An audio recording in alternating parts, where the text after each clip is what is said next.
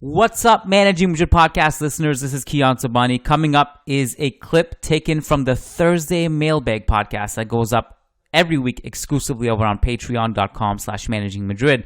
And it's a 25-minute clip from that 1-hour podcast. And this is the section where we talk about Thibaut Courtois' injury.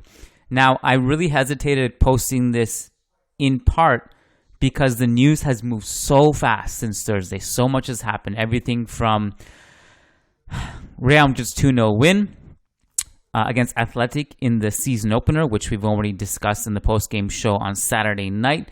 But also, at the time of this recording, I'm recording this little intro on Sunday at halftime of the Barca game, which is just absolutely crazy over at the Coliseum in Getafe.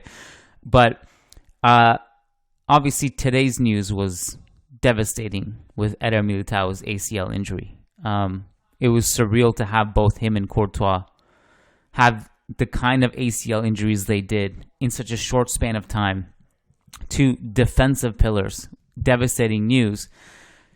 And of course, since Thursday, there's the Kepa situation. Kepa is obviously closer to Real Madrid than he was on Thursday, where we kind of thought it was De Gea. If you want our thoughts on Kepa, Matt and I did that towards the end of Saturday night's post-game show. Nevertheless, I'm posting this for free today because I just thought it would still be of value to those who have not yet listened to our initial raw thoughts on the Courtois injury as it happened in real time. So you get a glimpse of how we dealt with it in real time as it happened the day of, and just talking through the goalkeeping options and a little bit more. The full episode is in the show notes. You can click on it. And just some quick housekeeping.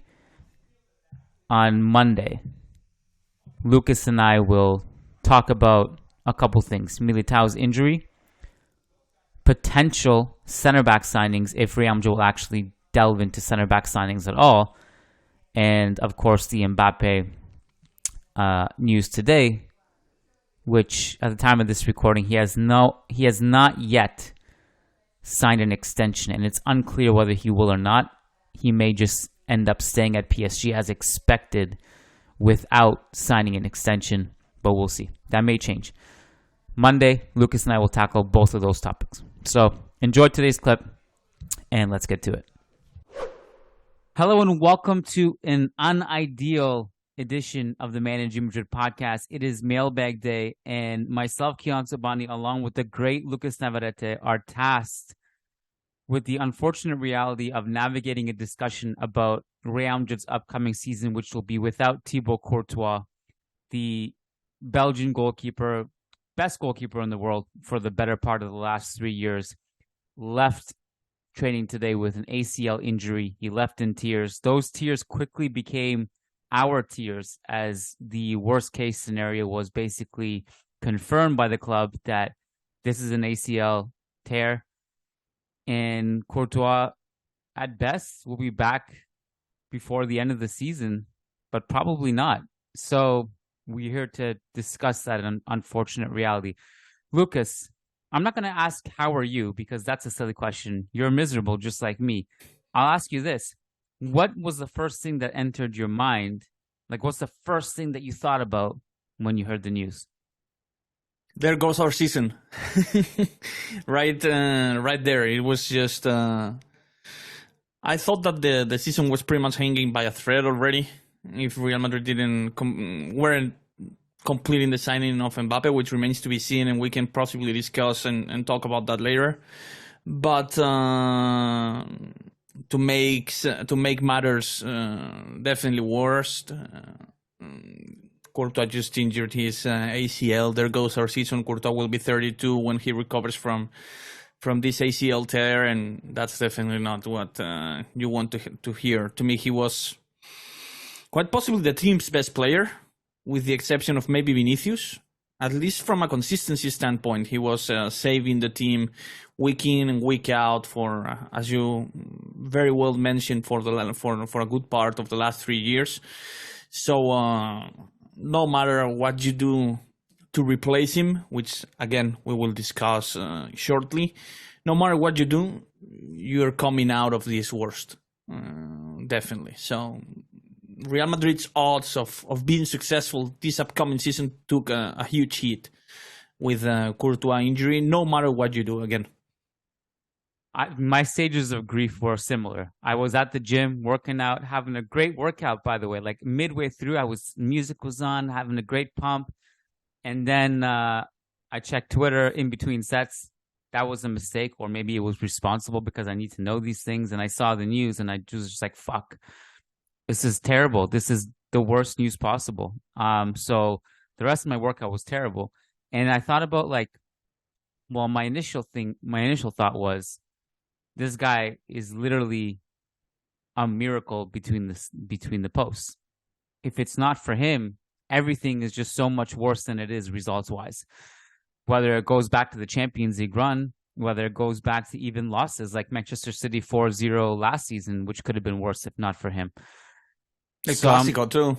The Clásico, and there's so many times where we like the entire theme of the preseason has been our defense sucks, and like somewhere in the back of our brains we're like, well, at least we have Courtois to make up for it, and now that's gone. So that was my initial thing. There's like the sporting aspect of it. Then I thought about like, oh, the human aspect of this is that this really sucks for him and everyone. Like, he's going to be 32 when he comes back. He misses an entire season. Obviously, he's distraught if he's in tears, both physically and emotionally. And I've seen people say like, "Hey, man, just relax. Goalkeepers age differently." Like that, you're missing the point. He's going to be older. He's not coming back from an ACL injury at 22. He's going to come back at 32, and it's going to be harder for him to recover at that stage. And even if it's not, it's definitely not going to be easy for him to recover. It's just going to be a really, really difficult process to go through. And then the last thing I thought about was, well, what do we do now? Like, who do we get? All those things. So why don't we start here, Lucas? This question through Discord from Skip.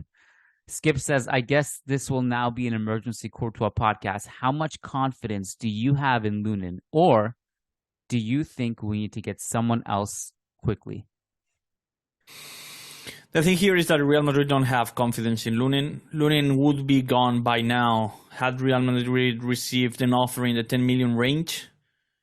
Lunin's contract is set to expire a year from now, and Real Madrid have not made any significant moves to extend that deal. Real Madrid are not confident in Lunin. Real Madrid do not even want to keep Lunin around for the immediate future. Again, had they received an offer in the 10 million range, he would be gone by now. So what matters now is that Real Madrid do not trust Lunin, and Real Madrid will explore the market in the upcoming weeks to replace Courtois. Obviously, they will have to face the season opener at San Mamés with Lunin. They'll be forced to do that. But after that, I think that Real Madrid will move very quickly because they don't feel they can trust Lunin to replace Courtois on a consistent basis. They kind of trusted him to take on the backup goalkeeper role in case something happened to Courtois 2 weeks, 3 weeks maybe. But now that Real Madrid are facing the entirety of the season without Courtois, they definitely feel like Lunin cannot get the job done. I think it's a correct assessment, by the way, me personally, even though obviously he had a lot of potential when we first signed him. But this is what Real Madrid are going to do, explore the market. De Gea is definitely I just tweeted that he's not only plan A, he's also plan B, C, D, and possibly E for Madrid right now. He's seen as a good market opportunity. Whether you agree with that or not doesn't matter. This is just what Real Madrid are going to do at the moment.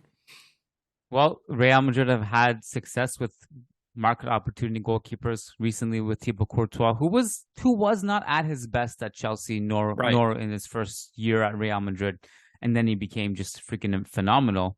You would hope that maybe that happens with De Gea because, quite honestly, does not excite me, does not move the needle. But like, beggars can't be choosers. Like, I can't sit here and cry about like not signing prime Buffon in a situation where Courtois just got injured midsummer. Like, you have to get somebody. It's better than nobody.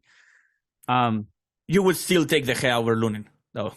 Yeah, I would. All right. Like, I would. I mean, I would go with both. You know, I would definitely not go in with only Lunin. So right. Yeah, I think you're insane if you're tackling the season only with Lunin and the Castilla goalkeeper or the juvenil goalkeeper. I think you're insane if that's your plan. We can agree on maybe De Gea not being exciting, although I think he's become kind of a meme and kind of a rambling joke on Twitter and social media. Possibly rightfully so. I mean, we've all seen his mistakes and all that, but I don't think his true level is that terrible. Week in and week out, I think he can definitely do a better job than Lunin. I've seen some takes from people saying, "Oh, if De Gea is our target, then we should just start Lunin. Lunin is better than De Gea." No, he's not. He's not. Oh, well, people are just trying to cope, man. I think like De Gea is very hot and cold. Like he can go through some brutal streaks of many, many mistakes that are just basic fundamental things a goalkeeper should be doing, but then he can also pull off miracle saves out of his ass. And Courtois was obviously like on another level of consistency, and you can't even compare the two. But I guess luckily for us, this is a terrible situation. I don't even want to use words like that, but the goalkeepers on the market right now will probably not cost you a fortune. De Gea is a free agent. You know, you just have to agree on a salary with him, assuming that he is ready to compromise on that regard with what he was making at Manchester United. The other names, which we can get to in a second, will not be that expensive, apart from like Kepa, who I've seen been mentioned, and he's probably the most expensive of the bunch. Like maybe if it's 20 million or whatever the ballpark is, and that's probably like your worst. That's like probably the most you're paying for a goalkeeper this summer, I think, for whoever you get. I guess before sorry for interrupting here about Kepa real quick. Mm-hmm. About Kepa, what I heard is that Real Madrid were kind of exploring this possibility as a loan option. Okay. You know, he's not obviously an undisputed starter for Chelsea and all that. Real Madrid want a short-term, of course, solution. They don't want Bono. They don't want Mamardashvili. I mean, they've been considered, but they are not a priority because they know that Courtois is going to be an undisputed starter when he comes back. That's the reason why De Gea will not be offered a 5-year deal. You know, they don't want a competition between De Gea and Courtois for the starting spot when Courtois comes back. They just want a short-term solution. Obviously, it's kind of risky for De Gea to take a 1-year deal. I expect some kind of compromise to be reached. But in terms of Kepa, his name was being explored and considered as a loan option, yeah.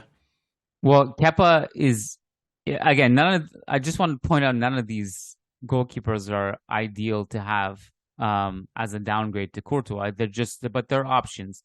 And I think I've kind of ranked them in my mind as to like from best to worst in some sense. But Kepa is interesting at least because, you know, he is a goalkeeper who would probably accept being a backup when Courtois comes back because he is not a guaranteed starter right now at Chelsea.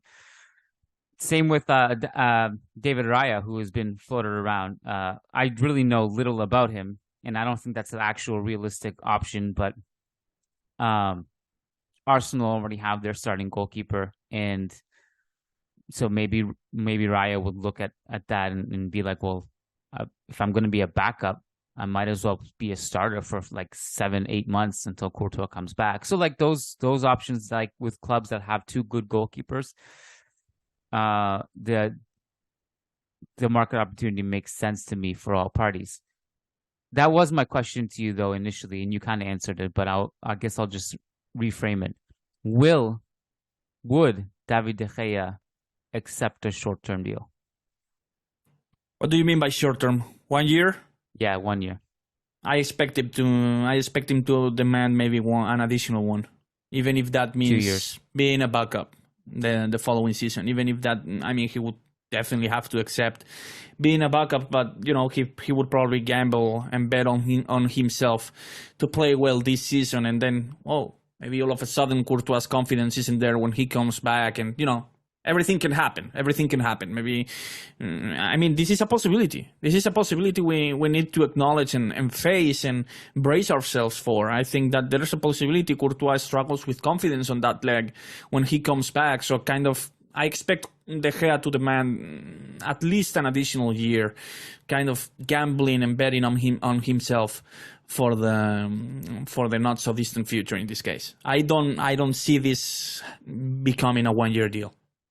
Well, De Gea he's not the worst backup goalkeeper to have, obviously, if he accepts that role in 2 years when Courtois comes back. But I think you're right. I mean, I wouldn't. I think it's an uncomfortable conversation to have right now, but we don't know how Courtois will come back from this.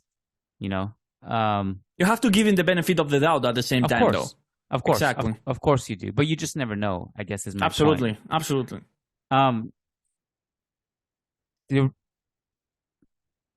This is who because I'm looking at all these names that were floated around, and as you reported, if De Gea is plan A, plan B, plan C, plan D, plan E, then I don't. You said possibly plan E, so there's hope.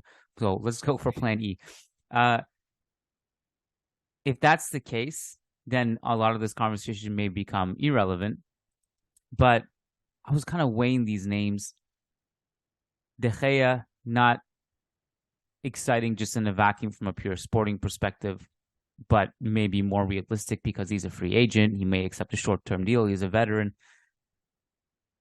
Bonu is a more exciting goalkeeper to sign for me, but I think there's two things with him. One is that he has to go to the African Cup of Nations mid-season. Right. Crucial. So like you already that's hard. If you need someone to fill in for all those months. And then there's also the fact that Sevilla will be like, fuck you guys. You need our starting goalkeeper? You think this guy's going to be cheap? I just don't see that going down well. The one that is at the top of my list is Livakovic. I love what I saw from him in the World Cup. Zagreb are already preparing to sell him this summer. He is a free agent next summer. The deal with Fenerbahce has seemed to have broken down because Livakovic was going there. His advanced analytics are fantastic. How old is he? He is 28. I don't know. I have trouble seeing these guys accepting. Maybe not these guys accepting, but Real Madrid kind of committing to these guys while these guys are still in their primes when Courtois recovers from his injury, you know? Well, if I'm Livakovic, I see this as an opportunity to be like, well, Courtois is coming back. I'm going to have the season of my life. I'm going into God mode. And when Courtois comes back, you guys are going to have to have some uncomfortable conversation because I'm amazing, which is a good problem to have, obviously. Like, you know, and it's more exciting to do that than to go to Fenerbahce or Celtic, which are the two clubs he's rumored to go to.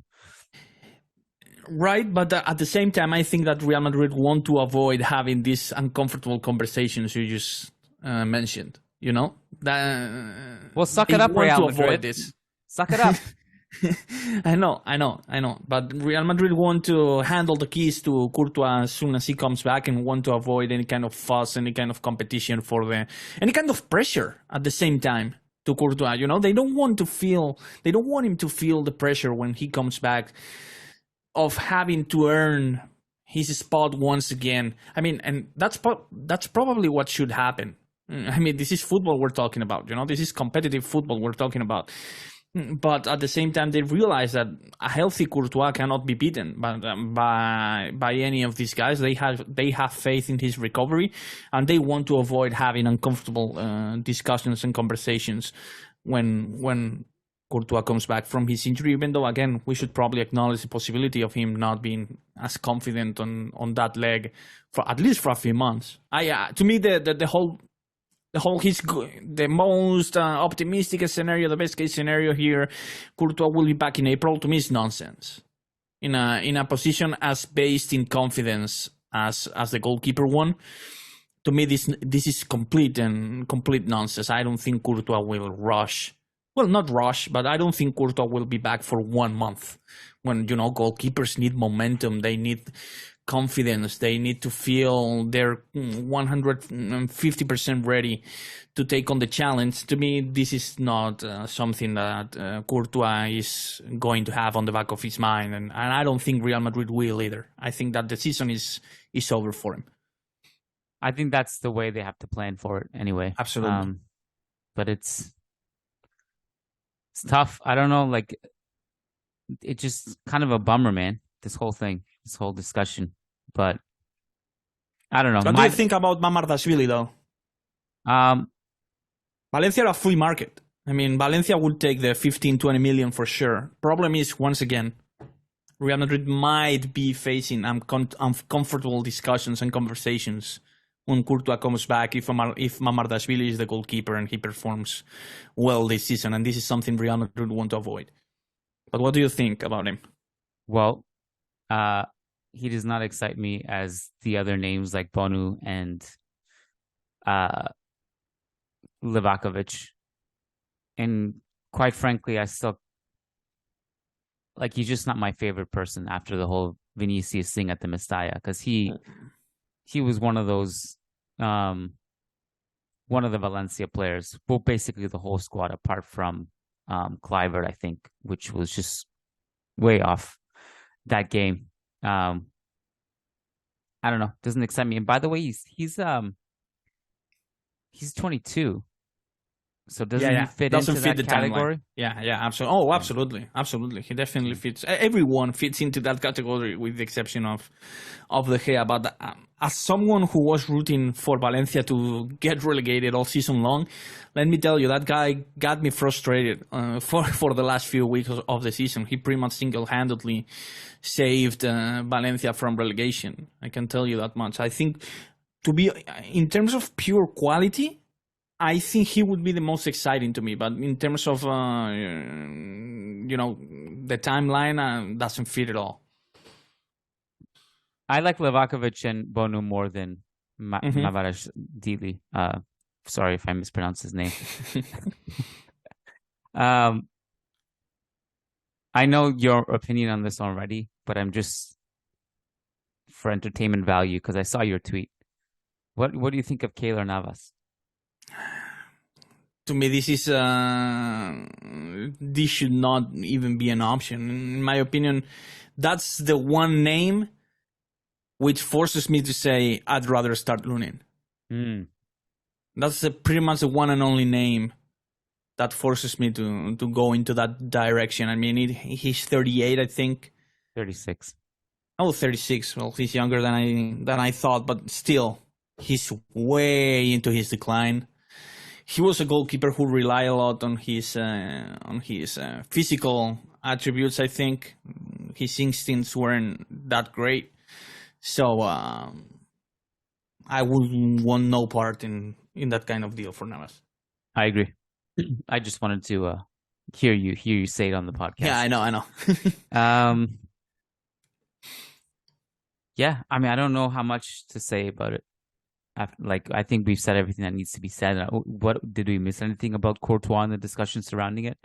I don't think so. Just right now, the only way for De Gea not to be Real Madrid's goalkeeper in the upcoming season is if he all of a sudden demands a salary similar to the one he was getting in Manchester, and also a 3 or 4 year deal. I don't expect him to start the negotiations with Real Madrid in such way.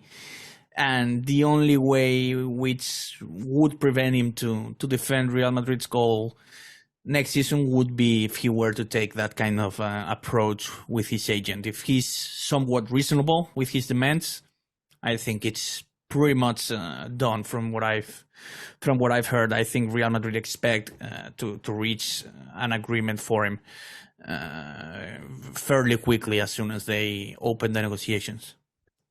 Is he getting, like, is there a club that would actually give him a long-term contract with a high salary? Because I don't think there is.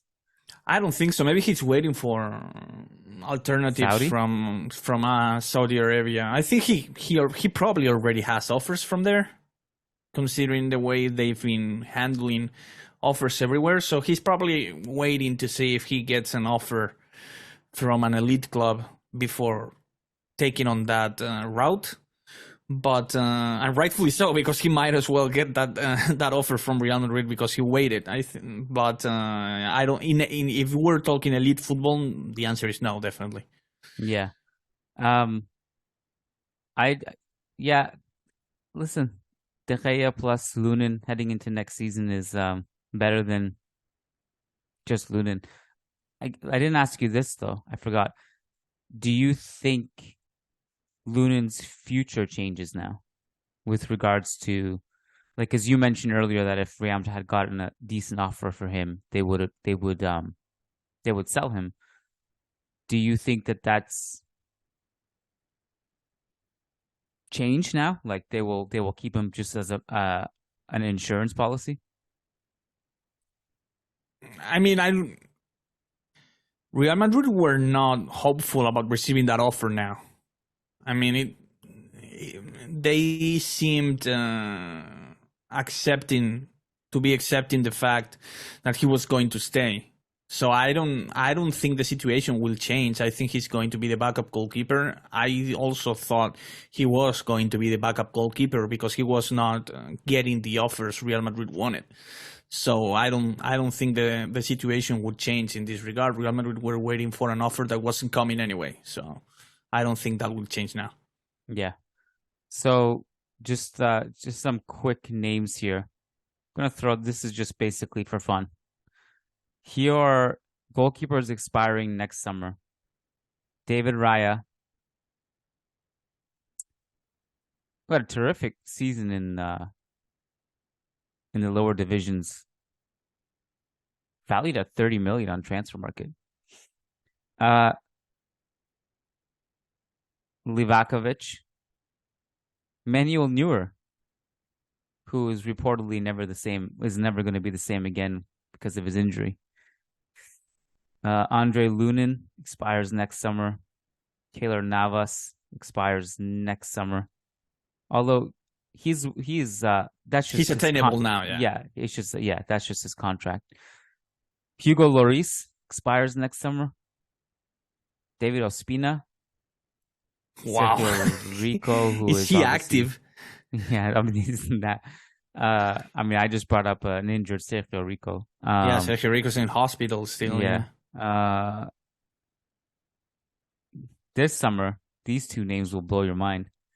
David Ochoa, who's still playing, and Samir Handanovic, 39 years old. Wow.